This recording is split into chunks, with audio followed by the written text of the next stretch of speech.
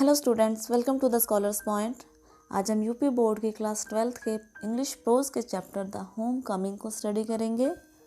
The homecoming को लिखा है फेमस हिंदी राइटर रविंद्रनाथ टैगोर ने।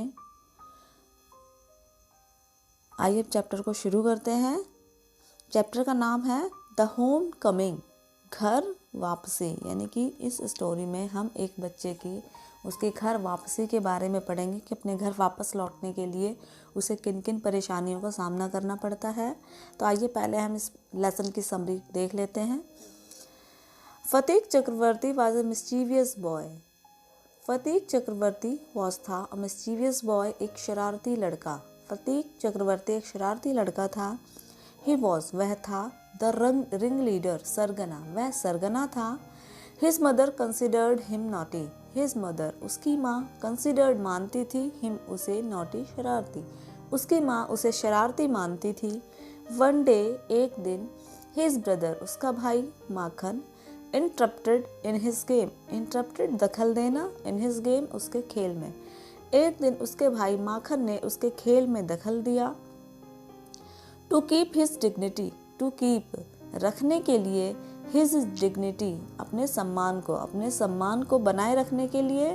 फतीक एंड हिज कंपेनियंस, फतीक और उसके भाई, उसके साथियों ने rolled the log which Makhan was sitting. Rolled, लुढ़काया, द लॉग, लकड़ी के लट्ठे को, ऑन विच, जिस पर माखन, वॉज सिटिंग, बैठा हुआ था, कि लकड़ी के लट्ठे को जिस पर माखन बैठा हुआ था उसको लुढ़का दिया।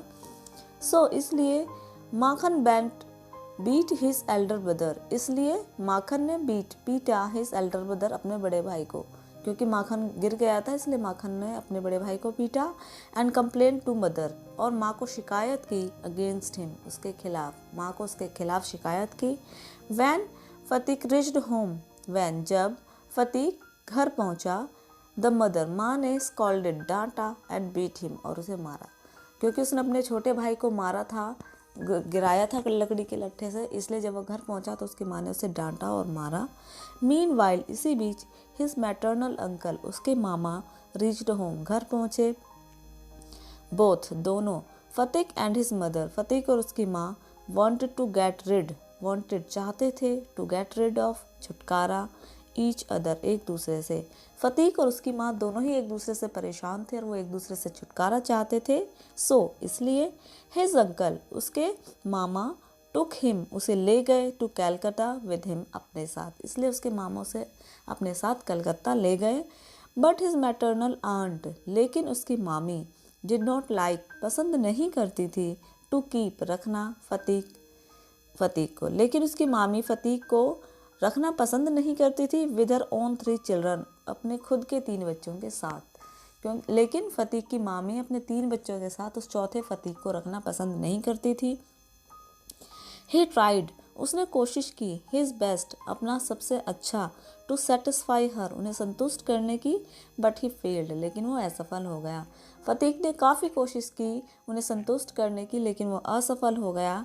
एट लास्ट, अंत में, ही लॉन्ग्ड फॉर, उसने इच्छा की, फॉर हिज मदर, अपनी माँ से, वन डे, एक दिन उसने अपनी माँ की इच्छा की, यानी कि जब उसकी मामी ने उसे बहुत परेशान किया तो उसे अपने घर की याद आई।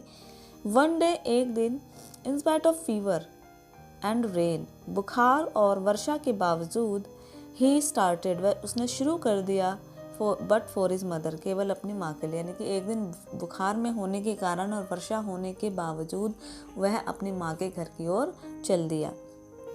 With the help of police की सहायता से, his uncle could find him, उसके मामा उसे ढूंढ पाए। बट ही रियलाइज, लेकिन उन्हें महसूस किया, that he needed his mother most, कि उसे अपनी माँ की सबसे ज़्यादा ज़रूरत है। So he sent out for his mother, इसलिए वो उसकी माँ के घर की ओर चल दिए।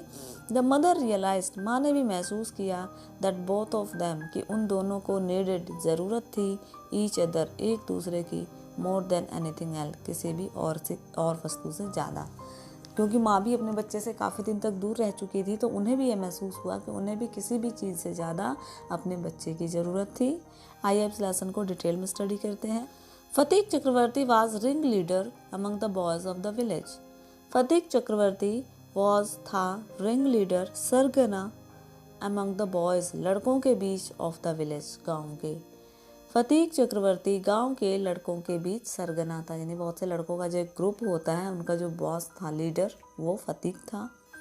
अ न्यू मिस्चीफ, एक नई शरारत, got I into his head, उसके सिर में, यानी उसके दिमाग में एक नई शरारत सूझी।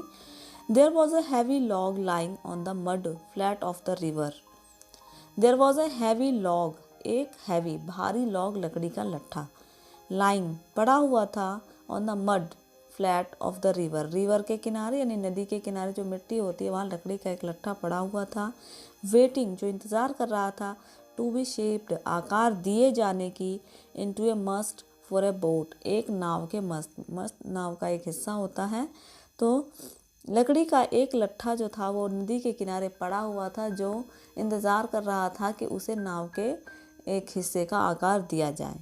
ही डिसाइडेड, उसने फैसला किया, दैट कि they should all work together, they should all, वो सभी वर्क टुगेदर, काम करेंगे, टू शिफ्ट, वहाँ से हटाने की, द लॉग, लट्ठे को, बाय मेन फोर्स, बल लगाकर, यानी कि जोर लगाकर उस लट्ठे को वहाँ से हटाने की उन्होंने फैसला किया। फ्रॉम इट्स प्लेस, उसकी जगह से, एंड रोल इट अवे, लुढ़काकर उसे दूर ले जाने की। तो उनके दिमाग में एक शरारत सूझी कि लकड़ी का जो लट्ठा पड़ा हुआ है जो किसी यूज़ के लिए है, वो उसे लुढ़काकर उसकी जगह से हटाकर कहीं दूर ले जाएंगे। The owner of the log, owner मालिक, ऑफ द लॉग, लट्ठे का मालिक, वुड बी एंग्री, नाराज़ होगा, एंड सरप्राइज्ड, आश्चर्यचकित होगा, and they would all enjoy the fun, और वो सभी इस बात का आनंद लेंगे। यानी किसी को परेशान करने में उन्हें मज़ा आता था, तो उन्होंने सोचा कि वे जब इस लट्ठे को वहाँ से हटा देंगे, जो इसका मालिक होगा वो उसे ढूंढेगा, जब उसे वहाँ पर नहीं मिलेगा तो वो नाराज़ होगा बहुत ही ज़्यादा और आश्चर्यचकित हो जाएगा कि लट्ठा कहाँ चला गया, और फिर उन्हें बहुत मज़ा आएगा। Everyone seconded the proposal, everyone, प्रत्येक ने सेकेंडेड द प्रपोजल, यानी इस प्रस्ताव को मान लिया। एंड इट वॉज कैरिड, यह ले जाया गया, अनएनिमसली में सर्वसम्मति से, यानी जितने भी वो लड़कों का ग्रुप था उन सब की मर्जी से उस लट्ठे को वहाँ से ले जाया गया। बट लेकिन, just as the fun was about to begin, just as, जैसे ही, the fun was about to begin, the fun, आनंद, अबाउट टू बिगिन, शुरू होने ही वाला था, यानी कि जैसे ही उनका जो आनंद था वो स्टार्ट होने ही वाला था।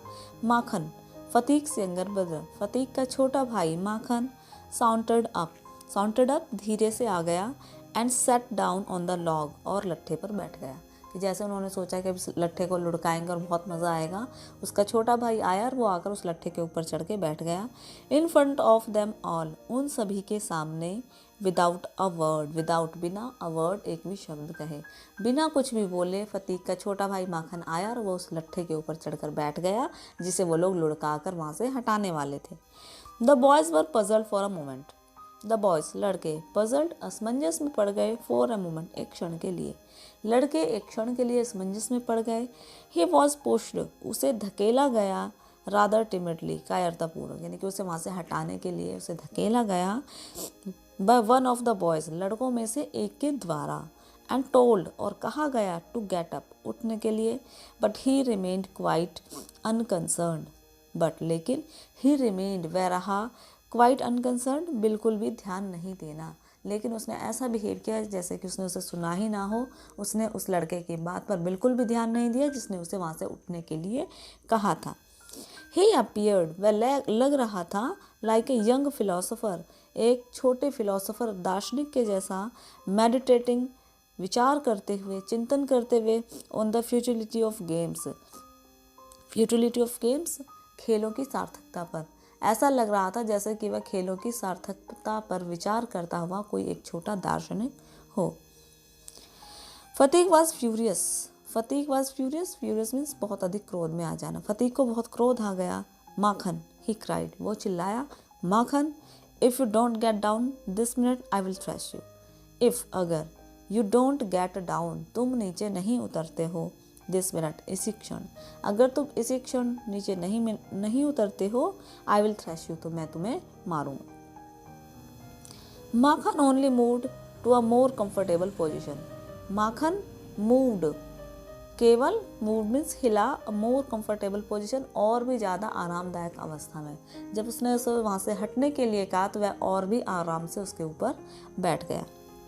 नाउ अब if Phatik was to keep his regal dignity, if अगर फतीक वाज टू कीप, अगर फतीक को रखनी थी या बनाए रखना था हिज डिग्निटी, अपने सम्मान को, बिफोर द पब्लिक, जनता के सामने, यानी कि उन जो लोगों का ग्रुप था उनके बीच में अगर फतीक को अपने सम्मान को बनाए रखना था, इट वॉज क्लियर, यह साफ था, he ought to carry out his threat, he ought to, उसे रखना चाहिए, कैरी आउट, जारी, हिज थ्रेट, अपनी धमकी को, तो उसे अपनी धमकी को जारी रखना पड़ेगा।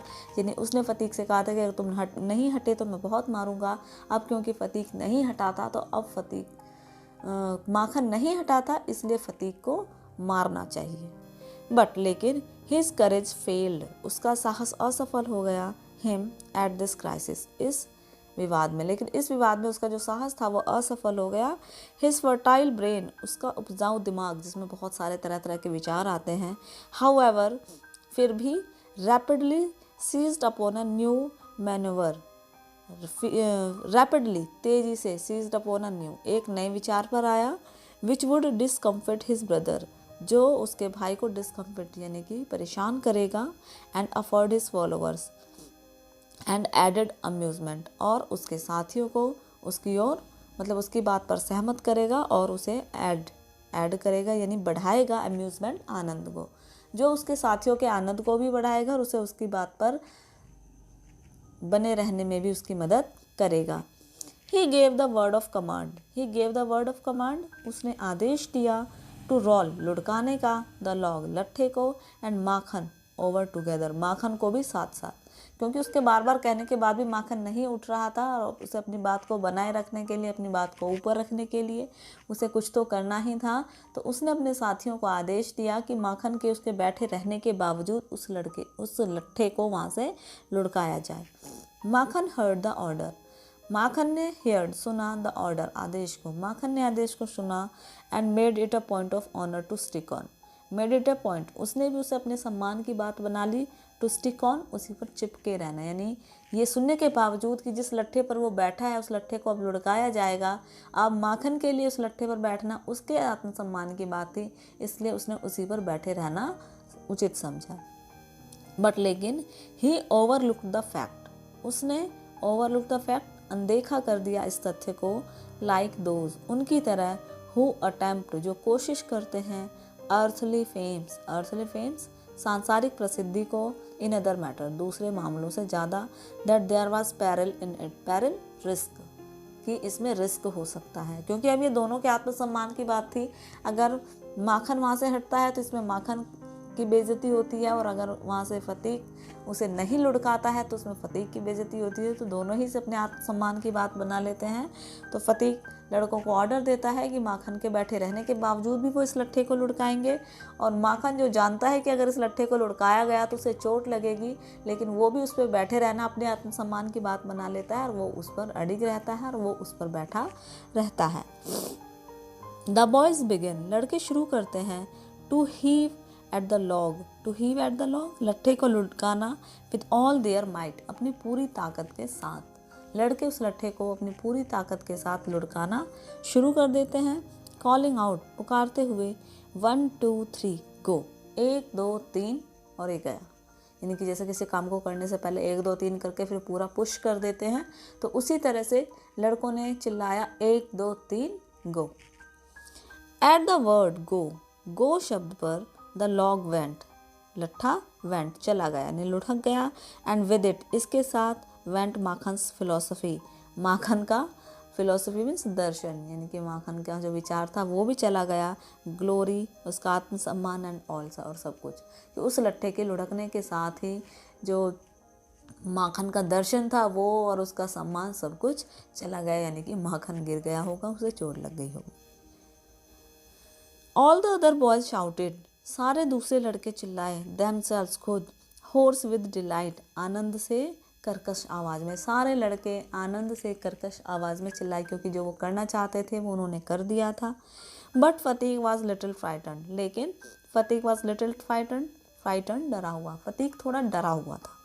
ही न्यू, वह जानता था व्हाट वाज कमिंग, कि अब क्या होने वाला है, क्योंकि जो काम उसने किया तो उसकी वजह से उसके घर पे डांट पड़ने वाली है, और वो समझता था कि माखन घर जाकर शिकायत लगाएगा। तो वो जानता था कि उसने कर तो दिया है, वो थोड़ा डरा हुआ था कि जब वो घर जाएगा तो क्या होगा, क्योंकि वो जानता था अब क्या होने वाला है। एंड श्योर एनफ, और बिल्कुल निश्चित, माखन रोज, माखन उठा फ्रॉम मदर अर्थ, मातृभूमि से, यानी कि धरती से माखन उठा। ब्लाइंड एज फेट, भाग्य की तरह अंधा।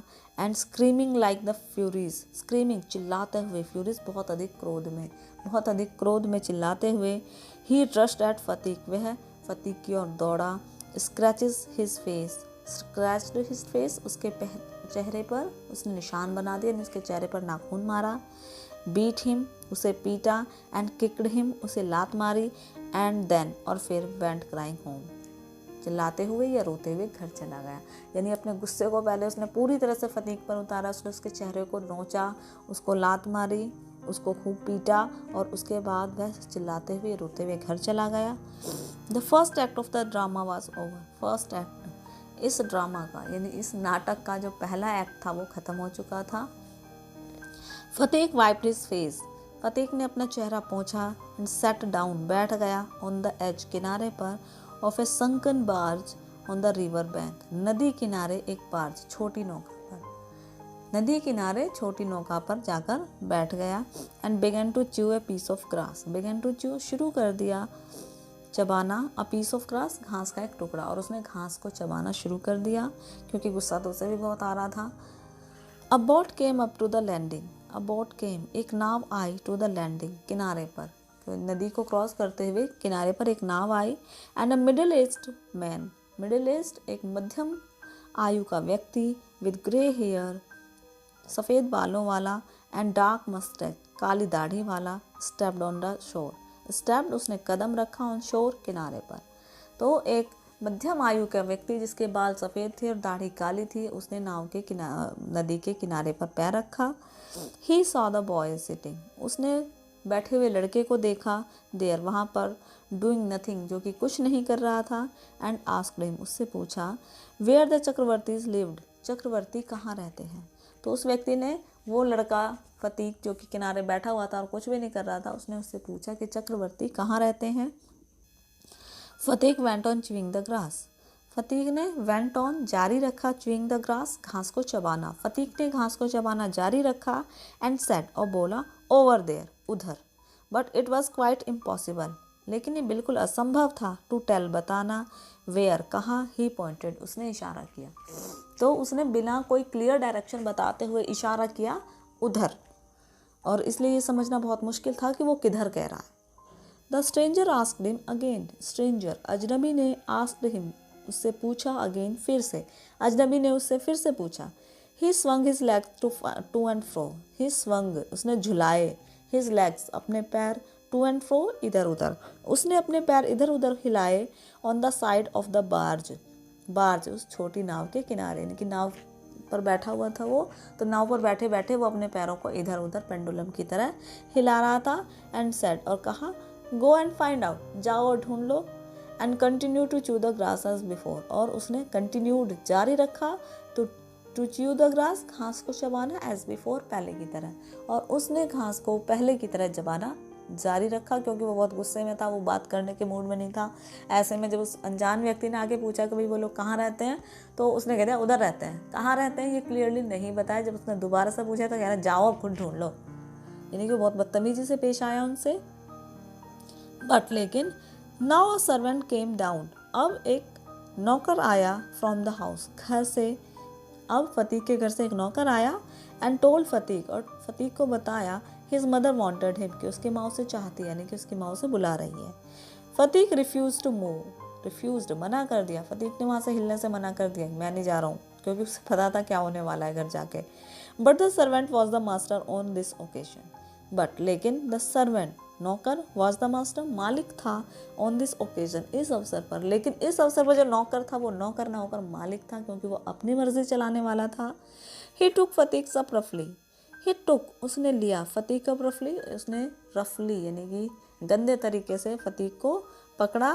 एंड कैरीड हिम, उसे ले गया। Kicking and struggling in important rage, kicking लात मारते हुए, स्ट्रगलिंग संघर्ष करते हुए, इम्पोर्टेंट रेज कमज़ोर क्रोध में, यानी कि वो कुछ नहीं कर सकता था तो वह उसे घसीटते हुए नौकर उसको उसके घर ले गया। When फतीक came into the house, when जब फतीक केम into the house, फतीक घर में आया, his mother saw him, उसकी माँ ने उसे देखा, she called out angrily, she called out उन्होंने पुकारा, angrily गुस्से में, उन्होंने गुस्से में पुकारा, so you have been hitting Makhan again, so अच्छा, you have been hitting Makhan again, तुम फिर से माखन को मार रहे थे, क्योंकि फतीक ने शिकायत लगा दी थी माँ से आके, माखन ने फतीक की शिकायत लगा दी थी घर पर। तो जैसे ही माँ ने उसे देखा तो वो ज़ोर से चिल्लाई, अच्छा तो तुमने फिर से मारा माखन को। फतीक आंसर्ड, फतीक ने उत्तर दिया indignantly, now I hunt who told you that, नहीं मैंने नहीं मारा है, ये आपसे किसने कहा। इंडिगेंटली मीन्स विरोध करते हुए, यानी कि जब उसकी माँ ने कहा तुमने मारा तो उसने उस बात का विरोध करते हुए कहा कि नहीं, किसने कहा मैंने मारा है, मैंने नहीं मारा। हिज मदर शाउटेड, उसकी माँ चिल्लाई, don't tell this you have, don't tell this ये मत कहो, यू हैव तुमने किया है, यानी कि तुमने मारा है। तो उसकी माँ बोले कि झूठ मत बोलो, मुझे पता है कि तुमने ये किया है। फतीक सैड, फतीक ने कहा सडनली अचानक से, आई टेल यू मैं तुम्हें बताता हूँ, आई हंट मैंने नहीं किया है, यू आस्क माखन तो माखन से पूछ लो, but Makhan thought it best to stick to his previous statement, but लेकिन माखन थॉट माखन ने सोचा, इट बेस्ट ये सबसे अच्छा, टू स्टिक चिपके रहना या अड़े रहना, टू हिज प्रीवियस स्टेटमेंट अपने पिछले कथन पर, ही सेड उसने कहा। लेकिन माखन ने सोचा कि मैंने पहले कह चुका हूँ मैं अपने उसी बात पर कायम रहूँगा। उसने कहा, यस मदर हाँ माँ, फतीक डिड हिट मी, फतीक ने मुझे मारा, जबकि रियलिटी में फतीक ने माखन को नहीं मारा था, उसने सिर्फ उस लट्ठे को लुढ़काया था, जबकि उल्टा माखन ने ही फतीक को बहुत मारा था। लेकिन उसने आकर झूठ बोला माँ से कि फतीक ने फिर से उसे मारा है, और क्योंकि वो फतीक को डांट पड़वाना चाहता था। फतीक्स पेशेंस वाज ऑलरेडी एग्जॉस्टेड, फतीक का धैर्य पहले ही एग्जिस्टेंस जवाब दे चुका था, खत्म हो चुका था उसका धैर्य। He could not bear his this injustice, he could not bear वह नहीं बर्दाश्त कर सकता था, दिस इनजस्टिस इस अन्याय को, वह इस अन्याय को बर्दाश्त नहीं कर सकता था कि जब उसने मारा नहीं है और वो बार बार मारने की बात क्यों कह रहा है।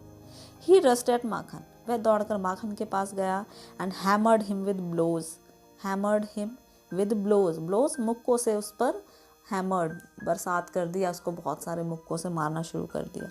टेक दैट ये लो, ही क्राइड वह चिल्लाया, एंड दैट और ये, एंड दैट और ये, फॉर टेलिंग लाइज झूठ बोलने के लिए, यानी वह उसे मुक्के से मार रहा था और कहता ये ले ये झूठ बोलने के लिए, और ये कहते कहते उसने उसे बहुत सारे मुक्कों से मारा।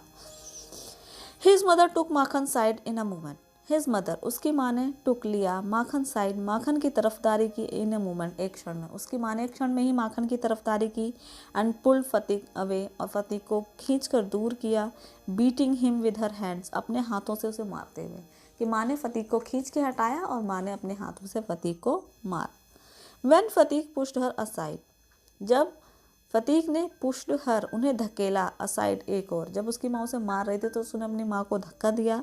शी शाउटेड आउट वह चिल्लाई, व्हाट क्या, यू लिटिल विलन तुम छोटे villain, would you hit your own mother क्या तुम अपनी माँ को मारोगे, यानी कि जब उसने अपने आप को बचाने के लिए अपनी माँ को धक्का दिया तो उसकी माँ को भी क्रोध आ गया और उन्होंने कहा कि अच्छा तुम मुझे मारोगे। It was just at this critical juncture that the grey heard stranger arrived, it was just यह बिल्कुल एट दिस इसी क्रिटिकल जंक्चर में, यानी कि इसी आलोचनात्मक क्षण में वह ग्रे हेयर्ड सफ़ेद बालों वाला अजनबी पहुंचा, यानी कि जिस अजनबी को उसने पता बताने से मना कर दिया था जब उसकी पिटाई हो रही थी, इस तरह से झगड़ा हो रहा था उन दोनों के बीच में, माँ बेटे के बीच में, तभी वह सफ़ेद बालों वाला अजनबी जिसने उससे पता पूछा था वो वहाँ पर पहुँचा। ही आस्क्ड उसने पूछा है, व्हाट द मैटर वाज कि क्या मामला है। फतीक लुक्ड शीपिश एंड अशेम्ड, फतीक जो है वो अशेम्ड शर्मिंदा महसूस हुआ क्योंकि उसने उस व्यक्ति को पता नहीं बताया था और वो उसी के घर पे आ गया और ऊपर से जब वो आया तो उसकी पिटाई हो रही थी, तो उस क्षण फतीक बहुत ज़्यादा शर्मिंदित महसूस हुआ। बट लेकिन when his mother step back, जब उसकी माँ स्टेप बैक में उन्होंने कदम पीछे रखा, and looked at the stranger उस अजनबी को देखा, her anger was change to surprise, her anger उनका क्रोध चेंज बदल गया टू सरप्राइज आश्चर्य में, तो उनका जो क्रोध था वो आश्चर्य में बदल गया, फोर क्योंकि she recognised her brother, recognised उन्होंने पहचान लिया था, हर ब्रदर अपने भाई को, उन्होंने अपने भाई को पहचान लिया था। एंड क्राइड और चिल्लाए, why dada where have you come from, क्यों दादा, वेयर कहाँ से, यू कम फ्रॉम आप आए हो, आप कहाँ से आए हो। मतलब वो एकदम से चौंक गई उन्हें देखकर कि जो उसके भाई थे काफ़ी सालों से नहीं मिले थे वो एकदम से आए। तो उन्होंने उनसे पूछा कि आप कहाँ से आए हो। एज शी सेड, जैसे उन्होंने कहा दीज वर्ड्स, इन शब्दों को, शी बोर्ड वो झुकी टू द ग्राउंड, ज़मीन पर, एंड टच्ड हिज फीट, उन्होंने उनके पैर छुए क्योंकि उसके सगे भाई थे तो उन्होंने झुककर उनके पैर छुए। Her brother had gone away, उनके भाई दूर चले गए थे। Soon after she had married, उनकी शादी के बाद। And he had started business in Bombay, and he had started उन्होंने शुरू किया था बिजनेस व्यापार इन बॉम्बे, और उन्होंने बॉम्बे में अपना व्यापार शुरू कर लिया था। His sister had lost her husband, his sister उनकी बहन ने लॉस्ट हर हस्बैंड अपने पति को खो दिया था। While he was in Bombay, जब वो बम्बई में थे, जब वो बम्बई में थे तभी फतीक की माँ ने उसके पिता को खो दिया था। Bishamber had now come back to Calcutta, Bishamber उस व्यक्ति का नाम है। कम बैक टू कैलकाटा, अब वो कलकत्ता वापस आए थे। And had at once made inquiries, और उन्होंने इंक्वायरी की यानी कि पूछताछ की थी अबाउट हिज सिस्टर, अपनी बहन के बारे में। He had then hasten to see her, hasten जल्दी करना, फिर उन्होंने उसे देखने की जल्दी की। As soon as he found, जैसे उन्हें पता चला वेयर शी वाज, कि वो कहाँ रहती है। कि जब वो कलकत्ता से वापस आए और उन्होंने अपनी बहन के बारे में पता चला, उस ट्रेजेडी के बारे में पता चला कि उन्होंने अपनी बहन को उसकी बहन ने अपने पति को खो दिया है, तो उन्होंने उसकी पूछताछ की कि वो कहाँ रहती है। और जैसे उन्हें पता चला उन्होंने उससे मिलने की बहुत जल्दबाजी की और उससे मिलने के लिए आ गए। The next few days, next अगले कुछ दिन, और फुल ऑफ रिजॉइसिंग, आनंद से भरे हुए थे, यानी कि मामा के आने के बाद परिवार में जो अगले कुछ दिन थे वो आनंद से भरे हुए थे। द ब्रदर आस्क्ड, भाई ने पूछा, आफ्टर द एजुकेशन, शिक्षा के बारे में, ऑफ द टू बॉयज, दोनों लड़कों की। तो मामा ने अपने दोनों भांजों की पढ़ाई के बारे में पूछा। ही वॉज टोल्ड, उसे बताया गया, बाय हिज सिस्टर, उसकी बहन के द्वारा, that Phatik was a perpetual nuisance, Phatik था परपेचुअल न्यूसेंस मीन्स बहुत ज़्यादा शैतान आफत, की फतीक एक शैतान लड़का है। ही वॉज लेजी, वो आलसी है। डिसओबीडेंट, डिसओबीडेंट जो बात नहीं मानता, अनाज्ञाकारी है। एंड वाइल्ड, और जंगली है। But Makhan was as good as gold, लेकिन माखन सोने की जैसा खरा है। As quiet as an lamb, एक मेमने के जैसा शांत है। And very fond of reading, और पढ़ने का बहुत शौकीन है। यानी कि माँ की नज़र में भी फतीक बहुत ही बुरा लड़का था और माखन बहुत अच्छा लड़का था। तो उसकी माँ उसके मामा के सामने माखन की बहुत तारीफ करती है, फतीक की बहुत ही ज़्यादा बुराई करती है। विशंबर काइंडली ऑफर्ड, विशंबर ने ऑफर किया टू टेक, फतीक को ले जाने का, ऑफ हिज सिस्टर्स हैंड, अपनी बहन के हाथों से। तो उसके भाई ने फतीक को अपनी बहन के हाथों से दूर ले जाने का ऑफर दिया। एंड एजुकेट हिम, उसे पढ़ाने का, विद हिज ओन चिल्ड्रन, अपने खुद के बच्चों के साथ, इन कलकत्ता में। तो विशंबर ने अपनी बहन को, फतीक को अपने साथ ले जाने और अपने बच्चों के साथ कलकत्ता में पढ़ाने का ऑफर दिया। द विडोड मदर, विधवा माँ, रेडली अग्रीड, सहमत हो गई आसानी से, यानी कि जो उसकी माँ थी वो विधवा थी फतीक की, तो वो जब उन्होंने बोला कि वो फतीक को अपने साथ अपने बच्चों के साथ पढ़ाएंगे तो वो आसानी से सहमत हो गई। When his uncle asked Phatik, when जब, हिज अंकल उसके मामा ने, आस्क्ड फतीक, फतीक से पूछा, if you would like to go to Calcutta, क्या वो कलकत्ता जाना पसंद करेगा, विद हिम, उनके साथ। His joy knew no bounds, तो उसके आनंद की कोई सीमा नहीं थी। एंड ही सैड, और उसने कहा, ओ यस, अरे हाँ अंकल, हाँ मामा जी। इन अ वे, इस तरीके से, that made it quite clear, जिससे बिल्कुल साफ हो गया, दैट ही मीन इट, कि वो ऐसा चाहता है। कि जब फतीक के मामा ने फतीक से पूछा कि क्या वो उनके साथ कलकत्ता जाना चाहता है पढ़ने के लिए, तो वह एकदम से सहमत हो गया और उसकी आवाज़ से, उसके बोलने के तरीके से ही लग रहा था कि हाँ वाकई में वो ऐसा चाहता है। It was an immense relief to the mother, immense relief, बहुत ही ज़्यादा सुकून की बात थी ये माँ के लिए, to get rid of फतीक, Phatik से छुटकारा पाना। क्योंकि वो फतीक जब चला जाता तो उसकी माँ को उससे छुटकारा मिल जाता, क्योंकि यहाँ रहकर वो सिर्फ लड़ाई झगड़ा करता है। तो यह फतीक की माँ के लिए बहुत ही ज़्यादा सुकून वाली बात थी। She had a prejudiced against the boy, she had a prejudice, एक पूर्वाग्रह था उनके मन में फतीक के प्रति। And no love was lost, कोई भी प्रेम खत्म नहीं होता बिटवीन द टू ब्रदर्स, दोनों भाइयों के बीच में, कि दोनों भाई अगर दूर दूर रहते तो उनके आपस का प्यार बना रहता। She was in daily fear, वह रोज़ डर में रहती थी that he would either drown Makhan, कि या तो वो माखन को डुबा देगा समडे, किसी दिन, इन द रिवर, नदी में। तो उन्हें हमेशा इस बात का डर रहता था कि फतीक किसी दिन माखन को नदी में डुबा देगा और ब्रेक हिज हेड, या फिर उसका सिर तोड़ देगा इन अ फाइट, किसी लड़ाई में, और run him into some danger और अदर, या फिर वो किसी न किसी खतरे में उसे डाल देगा। कि फतीक को लेकर हमेशा उसकी माँ चिंता में रहती थी कि वह अपने छोटे भाई को किसी न किसी खतरे में डालेगा, उसका सिर फोड़ देगा या उसे नदी में डुबा देगा। एट द सेम टाइम, इसी समय, शी वॉज समवट डिस्ट्रेस्ड, वह थोड़ी चिंतित भी थी, टू सी, देखकर, Phatik's extreme eagerness to get away, Phatik के बहुत अधिक उत्सुकता को दूर जाने को लेकर, कि फतीक भी एकदम से राजी हो गया। तो इस बात से भी उसकी माँ परेशान थी कि फतीक इतनी जल्दी जाने के लिए इतना उत्सुक क्यों हो गया। Phatik as soon as all was settled, जैसे ही सब कुछ सेटल हो गया, सब कुछ शांत हो गया, केप्ट आस्किंग हिज अंकल, वह अपने मामा से पूछता रहा एवरी मिनट, प्रत्येक मिनट, when they were to start, कि वो कब शुरू करेंगे, यानी कि वो अपनी यात्रा कब शुरू करेंगे या कब वो कलकत्ता जाएंगे। कि वह हर क्षण अपने मामा से पूछता रहता है कि मामा कलकत्ता कब जाएंगे। He was on pins and needles all day long with excitement, pins and needles means एकदम से उछलते रहना, उत्तेजना से, यानी कि वो एकदम जाने की जल्दबाजी में बहुत ही ज़्यादा उत्साहित था। एंड ले अवेक जागा हुआ लेटा रहा मोस्ट ऑफ द नाइट, अधिकतर रात को, यानी रात को जब वो सोता था तो उसे उत्सुकता के कारण नींद भी नहीं आती थी, तो वह बिस्तर पर लेटा हुआ जागा रहता था। ही bequeathed to Makan in perpetuity his fishing rod, his big kite and marbles. He bequeathed to Makan, उसने माखन को दे दिए, in perpetuity his fishing rod, fishing rod अपनी मछली मारने वाली रॉड, his big kite उसकी बड़ी पतंग, and marbles और कंचे। तो जब उसे पता चला कि अब अपने मामा के साथ जाने वाला है तो बहुत खुशी खुशी से उसने अपनी सारी चीज़ें जो थी उसके पास, उसकी मछली पकड़ने वाली रॉड, उसकी पतंग और उसके कंचे, उसने वो सब माखन को बड़े प्यार से दे दिए। इंडीड, वास्तव में, at this time of departure विदाई के इस समय, हिज जेनरोसिटी उसकी उदारता टुवर्ड्स माखन वाज अनबाउंडेड, माखन के प्रति उसकी उदारता की कोई सीमा नहीं थी, यानी जाते जाते अपने भाई से उसे बहुत प्रेम आ रहा था अपने भाई के ऊपर, तो अपनी जितनी भी चीज़ें उसके पास थी उस घर में जिन्हें वो नहीं ले जा सकता था, वो सारी उसने अपने भाई को बहुत ही उदारता के साथ दे दी। When they reached Calcutta, जब वो कलकत्ता पहुँचे, Phatik made the acquaintance of his aunt for the first time, तो फतीक अपनी मामी के सामने पहली बार प्रकट हुआ या अपनी मामी के सामने पहली बार पेश हुआ। She was by no means pleased, वह बिल्कुल भी खुश नहीं थी विद दिस अननेसेसरी एडिशन, इस अनावश्यक एडिशन मीन्स एक और व्यक्ति का आ जाना, टू हर फैमिली अपने परिवार में, तो वह अपने परिवार में एक अनावश्यक बढ़ोतरी से बिल्कुल भी खुश नहीं थी।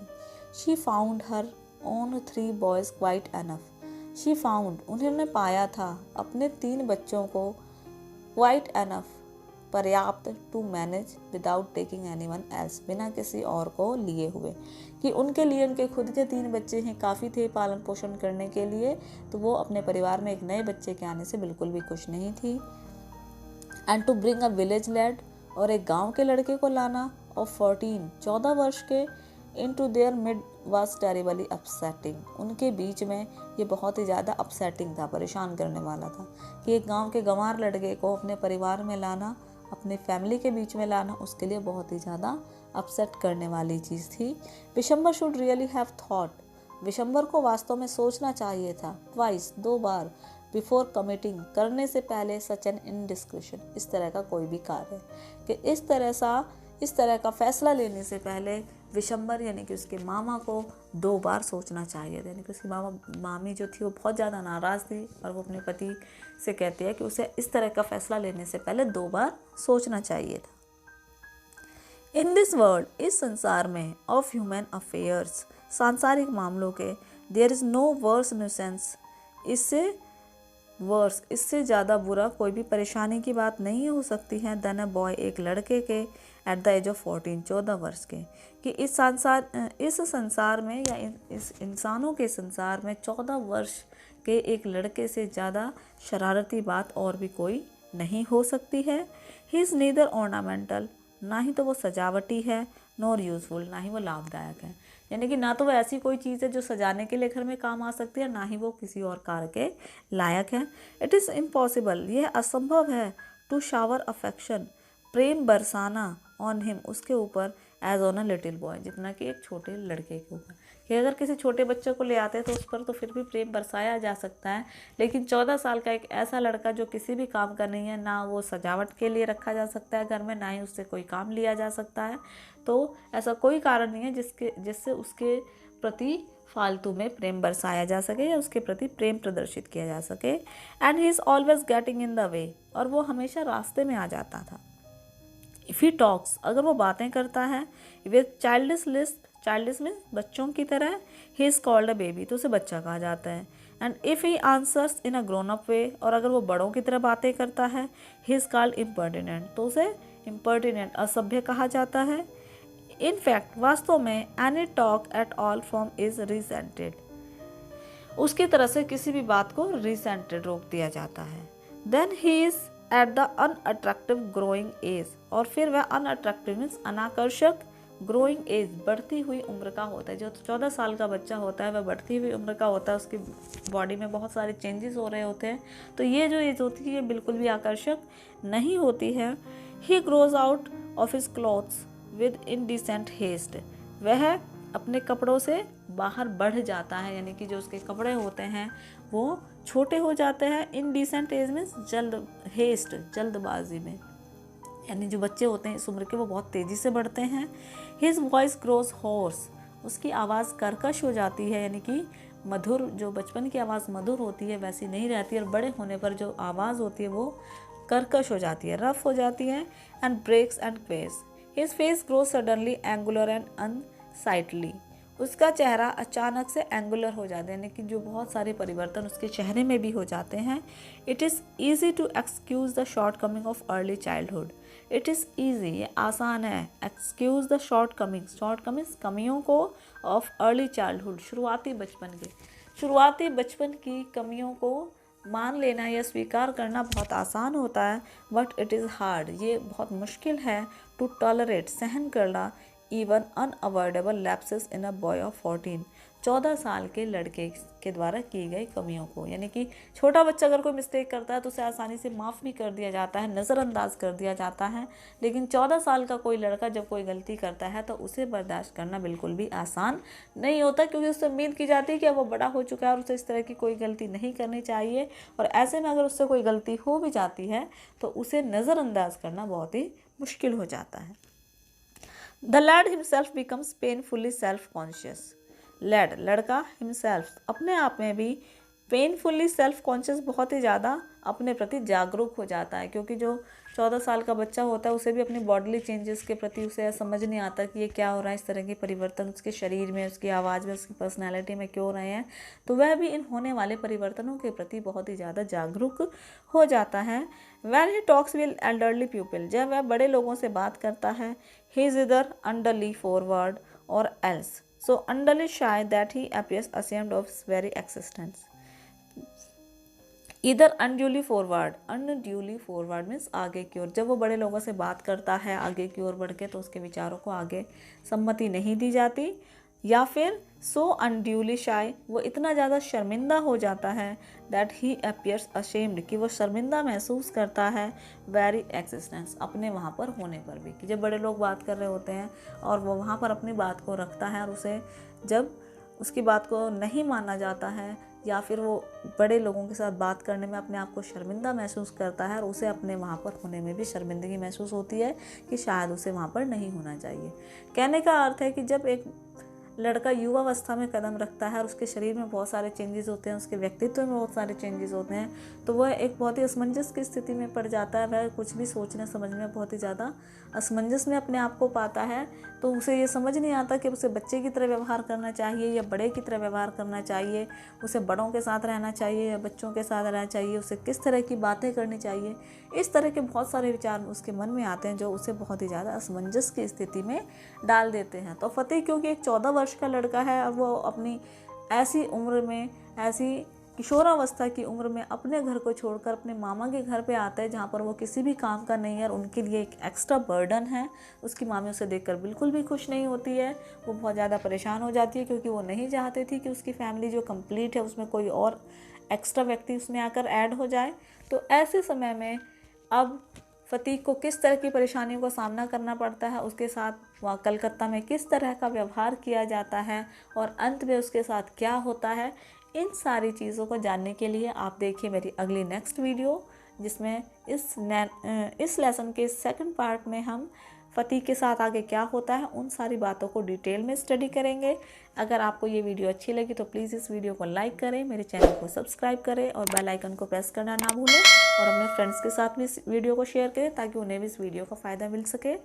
Thanks for watching.